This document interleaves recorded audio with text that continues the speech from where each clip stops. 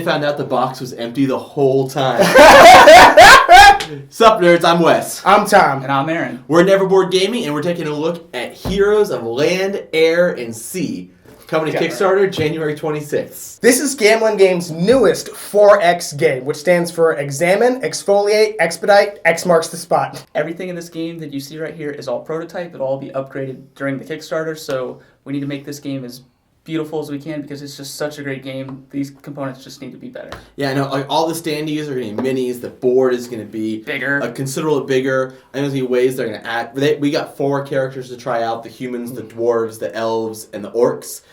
I'm sure there's going to be like lizard folk and the merpeople and really all the races that we've seen in a lot of the Tiny Epic games. The box is going to be made out of steel. When I was playing this, I was definitely getting that Twilight Imperium feel. Now, Twilight Imperium is a lot bigger and it takes a lot longer to play than this game, and there is that political aspect to Twilight Imperium that this game doesn't have, but you definitely have that feel of spreading out and upgrading your units and upgrading the things that you can do and working towards the strength of your faction because it's very asymmetrical, and managing your resources. It really does feel like you have a lot of things to take care of, and you'll definitely get a couple of plays before you really feel like you've mastered it. And I think one of the things I really saw was if you played Tiny Epic Kingdoms, you're going to see a lot of similarities here.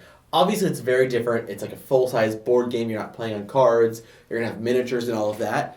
But that was supposed to be like the smallest 4X game they could make, and this is just a full-size 4X game. And that's not as big as something like Twilight Imperium that can take you all night into the wee hours of the morning to play. You know, you can play this in an hour or two, which I think could be very desirable if that's what you're looking for, of we want to play a 4X game, but we don't have all night into the wee hours of the morning. Things like the follow actions. Which that I saw a lot of that in Tiny Epic Kingdoms, where someone picked an action, everyone did it. In this, you can choose to spend some of your people to follow some actions, or you can even follow some of your own actions, which was very reminiscent of some of the other games they've done. I saw a lot of that in this game. Yeah, and with that kind of makes your units, not only are they units for battle, but they're also kind of like resources. You expend them to do other actions, and you're sacrificing their abilities then in battle. You know, you're kind of using, do I want to use them as a resource to get more actions, or do I want to use them in battle? And more than resources, I almost felt like there was hinting at a worker placement game, because you actually placed them to do that action. Yeah. Ooh. Gambling's done a great job of just taking a 4X game and streamlining it with that aspect. You know, taking that follow action, really, on your turn, you don't feel like you're waiting and waiting. It's like, oh, he just took an action, I'm going to follow that action. You're constantly engaging with the other players and taking the actions they're taking and thinking about what actions you want to take. And it's good, because if someone's like across the table from you and across the map, and you're like, their actions really don't affect me at all, the follow action makes you stay engaged in everyone's turn, and even you are like, I know Epic Gaming, I talked about they would like barter for what action that person should take, and then Outtakes, we can follow each other. And you're constantly waiting to see what they do, because you can't just rely on your turn to get your stuff done. You have to follow actions, because you only get 2 actions to take without following. So if you want to, if everyone else is taking, their 2 plus 3 or 4 follow actions, you have to follow to keep up with the game. It definitely does reduce downtime at all. There's no downtime. You definitely have to be watching everybody else's turn to make sure that they are or are not doing something that you want to follow. But we definitely didn't barter in our game at all. What we were doing is, I'd say it's more akin to like Roll for the Galaxy or Race for the Galaxy, where you're just kind of looking at somebody else's board state and saying, based on what I see there, I'm betting that they're going to take this action. So I'll take this action, knowing and hoping that they're going to take that other action so I can utilize it. I even had the issue of, me and Aaron played a 2-player game, and Aaron would build, and I'd be like, dang it, I really want to build my tower up a level, but I'm missing resources. So I can't follow his build action because I don't have enough resources. Or I have enough resources to build this little tiny tower, but I want to upgrade like my main big tower. And so it kind of forces you into like, well, do I wait a whole nother round before I can build it, or do I build something else, then hopefully collect resources in the meantime? So it made some interesting choices, because they almost force your hand, because if you don't follow, you feel like you're so far behind. Honestly, I did that on purpose. Like, oh, he doesn't have enough resources to build his next level of his tower or his city, so I'm just going to go ahead and build now. You heard it yourself. Aaron's a So they did, pretty interesting take on the exploring, where you actually have these tokens where you flip them over, and they're either good or bad. Like a lot of times, like I'll flip it over and it's like, oh sweet, I get another peon or I get another warrior, and Tom's like, oh, I lose more resources. I got a rock. But there's some interesting ones too. You have to make a choice of like lose a guy or spend 3 ore and get a victory point. And so you have to think like, is it worth these 3 ore for a victory point, or should I lose this stupid little peon? But you may have gone with one of your big guys you paid a lot of money for. So I've only really explored in games with like co-op games where you're like, you go around, there's 10 tokens. We're trying to find the keys to unlock this door. So you gotta, this isn't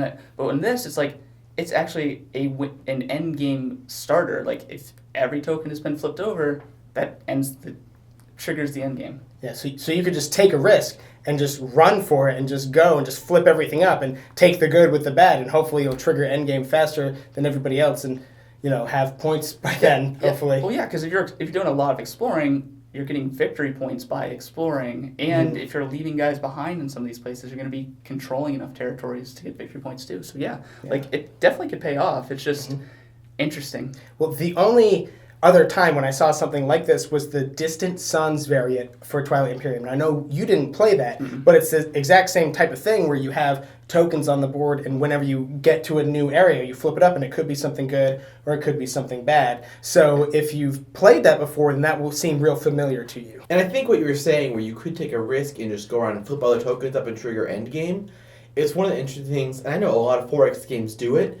but you definitely can't pick one strategy in this game. You can't just be like, I'm just going to build all my towers, that's all I'm going to focus on. You have to stay caught up with everyone. And one, like, you have to build your big tower to build your 3 towers or to upgrade your guys to get them out there and stuff.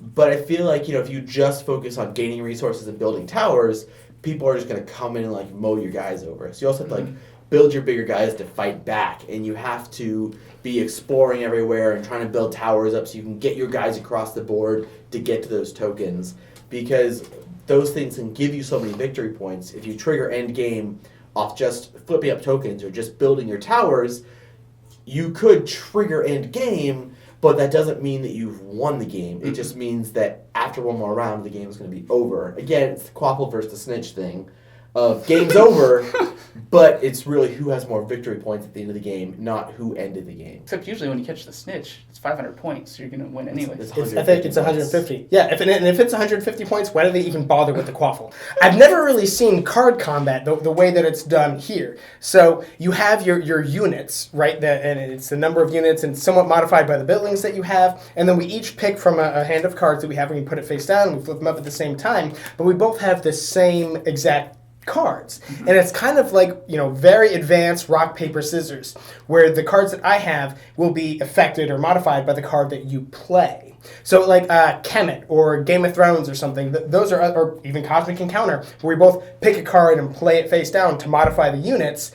There in none of those other games is it where it's so reliant on the card that the other person plays. So not only are you picking the card that would best suit for you, but you're trying to think, well, if I'm pretty confident he's going to play this, and he doesn't have the resources to play this card, so I don't need to worry about that. That's something very different from any other game.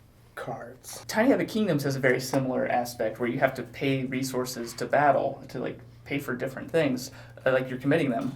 But in this, it's like, okay, which one am I committing? And you can only, pay, you can only play cards that you actually have the resources to play. But a cool thing that they changed is that if you lose, you don't actually have to pay your resources also, which I always hated that in Kingdoms. I was like, man, I committed 9 resources, and he committed 7. It was still enough to beat me, so I still lose all of my resources, and now I'm going to lose. Yeah, it really sucks being the loser in Tiny Epic Kingdoms when you, committed one too few resources, and you're like, well, that sucks. Also, you need to respect the cards. We mentioned earlier there's different races you could play. Our prototype came with 4, and they really do affect not necessarily what you do, but what overall strategy and how you play the game. Me and Aaron played a 2-player game again, and I played as the elves and he played as orcs. And obviously orcs are very combat-centered, and they just want to smash things. And the elves are very magic-based. They kind of want to get spells and cast spells and do a bunch of stuff. The humans get food, and it's really easy for them to reproduce. and then the dwarves are all about building things. Mm-hmm. So if the first game he played, I didn't really pay attention to that. I just started playing, and it wasn't until like halfway through the game that I really started realizing what the elves are supposed to do. Well, yeah, you kept trying to exterminate me. You're like, oh, I'm gonna go kill I did. Aaron. I was like, and I'm all gonna right, bring kill it this on. orc, and the orcs were just like. This really is shaping up to be Gambling Game's biggest Kickstarter yet. There is nothing tiny about this epic game. If you're watching this on YouTube, we'll put a link to the Kickstarter campaign down below, or I think Aaron probably has something for you right there. Let's hope that works. If you're watching this on Kickstarter, you're here, so go ahead and back it. And if you haven't already done so, subscribe to our channel, and you'll never be bored. Well, that was the Pope's last day at work. And that's why you can't trust a leprechaun. And that's the difference between peanut butter and jam. No, guys, they like it when we throw the cards around. And she still ate the whole thing! And that's when I realized there was no spare tire. And that was the empty beer. The White House has really good security. And then he said, Grandma's been dead for 10 years.